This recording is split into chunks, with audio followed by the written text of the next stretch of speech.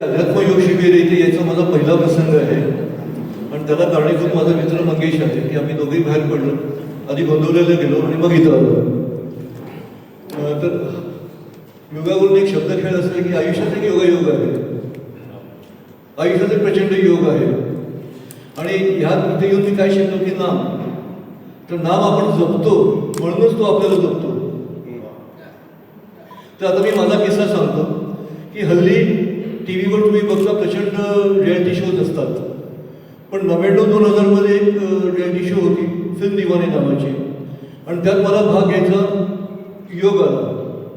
तेव्हा शेखर सुमन आणि तन्वी आझमी हे कम्पेअर करणारे होते, आणि तो चित्रपटावरच आधारित एक रियालिटी शो होता. तो पहिला त्यांचा रियालिटी शो होता, माझाही पहिलाच होता, आणि मी त्याचा पहिला विनर आहे.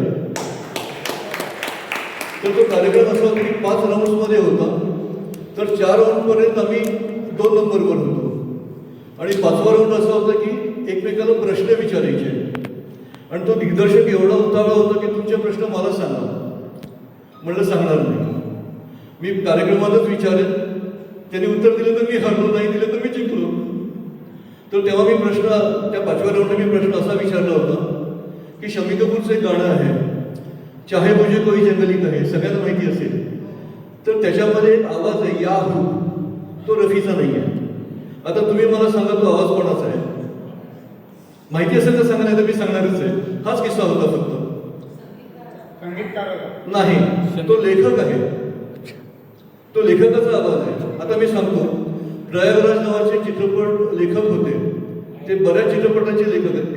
मी प्रयागराज, तर तो त्यांचा आवाज आहे. याहू त्यांचा आवाज आहे, गाणं रफीचं आहे. म्हणजे आपण तो मगाशी कार्यक्रम केला की तुम्ही 5 प्रश्न विचारा, तर ते मला त्यात बसवता नाही आलं. म्हटलं मी किस्सा सांगेन प्रसंग पडला तर हा तो किस्सा आहे. धन्यवाद.